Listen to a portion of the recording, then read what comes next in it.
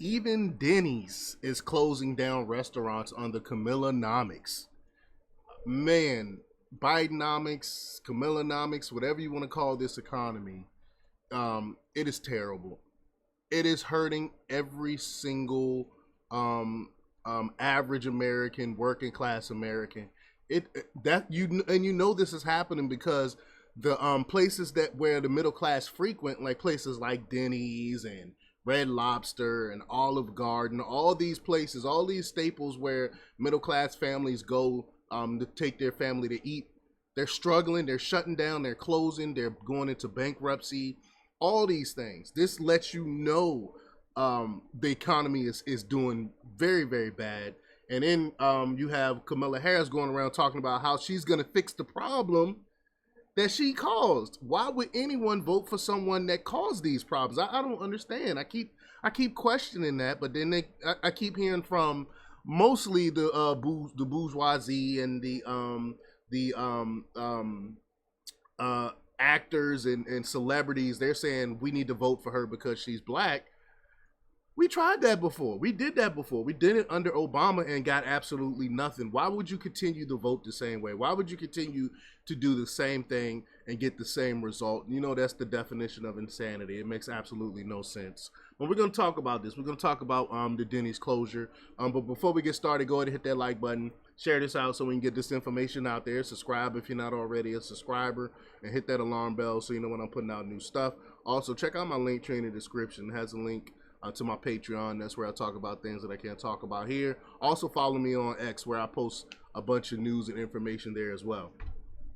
All right, so let's talk about this news. Now, this comes from the Liberty Daily, and they report that Denny's, a beloved American diner, has recently closed 15 more restaurants across the United States, adding to the 57 closures last year and 60 in 2022.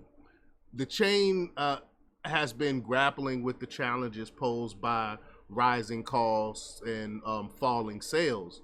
One of the most recent closures was the final Denny's in Leganthorne, Bucks County, Pennsylvania, which shut its doors on June 19th. Another popular Denny's in Ashland, Ohio, also closed last month.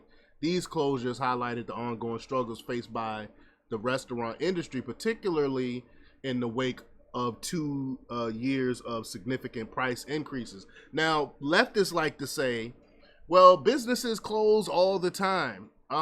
Yeah, that's true, but not at this rate. We never seen restaurants close at this rate.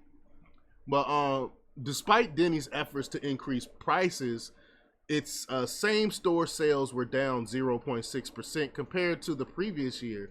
This decline indicates a sharp drop in customer numbers. Robert Versteck, Denny's executive vice president and chief financial officer, attributed the closures to the impact of inflation, noting that the break-even point for a restaurant to remain open has risen from $1 million to $1.2 million due to higher costs for food and wages. And mind you, the restaurant margins are already razor thin. And then you're going to add inflation on top of that, and people are not frequenting these restaurants as often. The only choice they have is to shut these places down. But in response to the challenges, Denny's is joining the value wars, aiming to attract customers by offering competitive pricing. The chain plans to officially relaunch the 2-4-6-8 value menu later this summer. Denny's CEO Kelly Valade expressed enthusiasm for the return of the chain's classic meal deals, stating that this value platform is unique to Denny's and has historically driven significant traffic. Other fast casual restaurants such as Applebee's have also introduced value deals to combat mass closures. Applebee's recently launched the whole lotta burger with fries for $9.99, aiming to appeal to inflation-wary customers who have cut back on dining out. The move to compete with fast food chains is also evident in Chili's, which introduced the $10.99 burger meal that is larger and more affordable than the Big Mac. And that's crazy. We live in a time where a Chili's burger is cheaper than McDonald's. where McDonald's is supposed to be billed as a cheap fast food restaurant.